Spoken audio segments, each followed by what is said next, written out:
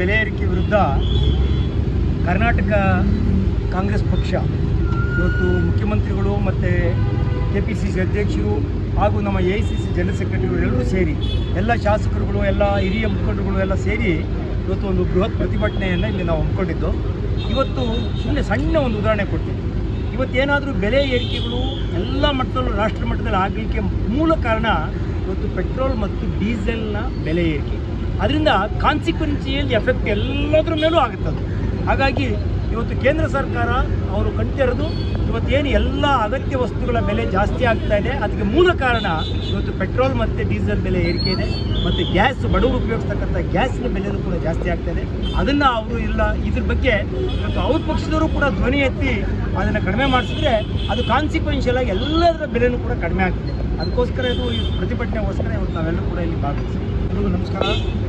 ಇವತ್ತು ಏನು ಕೇಂದ್ರ ಸರ್ಕಾರದ ಇವತ್ತು ವಿರುದ್ಧ ಬೃಹತ್ ಪ್ರತಿಭಟನೆಯನ್ನು ನಮ್ಮ ಫ್ರೀಡಮ್ ಪಾರ್ಕಲ್ಲಿ ನಮ್ಮ KPCC ಅಧ್ಯಕ್ಷರಾದ DK ಶಿವಕುಮಾರ್ ಅವರ ನೇತೃತ್ವದಲ್ಲಿ ಇವತ್ತು ನಮ್ಮ ರಾಜ್ಯದ ಮುಖ್ಯಮಂತ್ರಿಗಳಾದ ಸಿದ್ದರಾಮಯ್ಯವರು ಹಾಗೂ ಸುರ್ಜೇವಾಲಾಜಿಯವರು ಹಾಗೂ ಎಲ್ಲ ನಮ್ಮ ಕಾಂಗ್ರೆಸ್ ಪಕ್ಷದ ಶಾಸಕರುಗಳು, ಮಿನಿಸ್ಟ್ರುಗಳು ಹಾಗೂ ಎಲ್ಲ ಕಾರ್ಯಕರ್ತರು, ಮುಖಂಡರುಗಳು ಇವತ್ತು ಸುಮಾರು 30,000ಕ್ಕೂ ಹೆಚ್ಚಿನ ಸಂಖ್ಯೆಯಲ್ಲಿ ಭಾಗಿಯಾಗಿ ಇವತ್ತು ಏನು ಇವತ್ತು BJP ಪಕ್ಷದ ಇವತ್ತು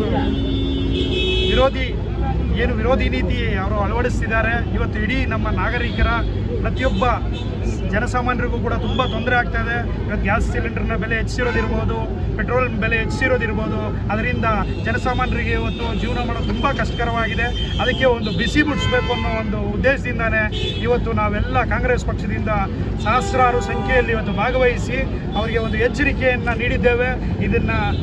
ಸದ್ಯದಲ್ಲೇ ಇದನ್ನು ಬೆಲೆ ಕಡಿಮೆ ಮಾಡಲಿಲ್ಲ ಅಂದರೆ ಇನ್ನೂ ಉಗ್ರವಾದ ಹೋರಾಟ ಮಾಡಬೇಕಾಗುತ್ತೆ ಅನ್ನೋ ಒಂದು ಎಚ್ಚರಿಕೆಯನ್ನು ಇವತ್ತು ನಮ್ಮ DK ಶಿವಕುಮಾರ್ ಅವರು ಮತ್ತು ನಮ್ಮ ಸಿದ್ದರಾಮಯ್ಯವರು, ಸುರ್ಜೇವಾಲಾಜಿಯವರು ಎಚ್ಚರಿಕೆಯನ್ನು ನೀಡಿದ್ದಾರೆ.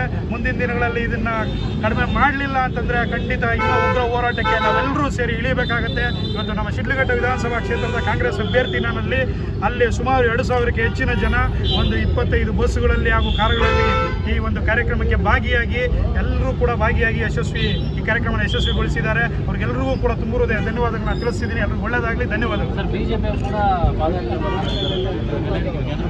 ಈಗ BJP ಅವರಿಗೆ ಏನು ಮಾಡ್ತಿದ್ದಾರೆ ಅಂತಂದರೆ ನೋಡಿ, ಅವ್ರದ್ದೇ ಕೇಂದ್ರ ಸರ್ಕಾರ ಇಟ್ಕೊಂಡು ಅವರೇ ಧರಣಿ ಮಾಡ್ತಾರೆ ಅಂತಂದರೆ ಅವ್ರಿಗೆ ಜ್ಞಾನ ಇದೆಯೋ, ಪ್ರಜ್ಞೆ ಇದೆಯೋ ಇಲ್ವೋ ಅಂತ ಅದರಲ್ಲಿ ಅವರೇ ತಿಳ್ಕೊಬೇಕಾಗತ್ತೆ. ಯಾಕೆಂದರೆ ಇವತ್ತು ಗ್ಯಾಸ್ ಬೆಲೆ ಇರ್ಬೋದು, ಪೆಟ್ರೋಲ್ ಬೆಲೆ ಇರ್ಬೋದು, ಇವತ್ತು ಕೇಂದ್ರ ಸರ್ಕಾರದಿಂದ ಕೇಂದ್ರ ತಗೊಂಡಿರುವಂಥ ತೀರ್ಮಾನ, ಅದು ಹೆಚ್ಚಿನ ಬೆಲೆ ಇವತ್ತು ಅಲ್ಲಿಂದ ಮಾಡಿರುವಂಥದ್ದು. ಅದಕ್ಕೆ ಅವರೇ ಹೋರಾಟ ಮಾಡ್ತಾರೆ ಅಂತಂದರೆ ಅವ್ರಿಗೆ ನಿಜವಾಗ್ಲೂ ಕೂಡ ಅವರ ತಲೆ ಹೋಗಿ ಅವರು ನಿಮ್ಹಾನ್ಸ್ ಹಾಸ್ಪಿಟಲ್ ಚೆಕ್ ಮಾಡಿಸ್ಕೋಬೇಕಾಗತ್ತೆ ಅನ್ನೋ ಒಂದು ಮಾತನ್ನು ಹೇಳಕ್ಕೆ ಇಷ್ಟಪಡ್ತೀನಿ.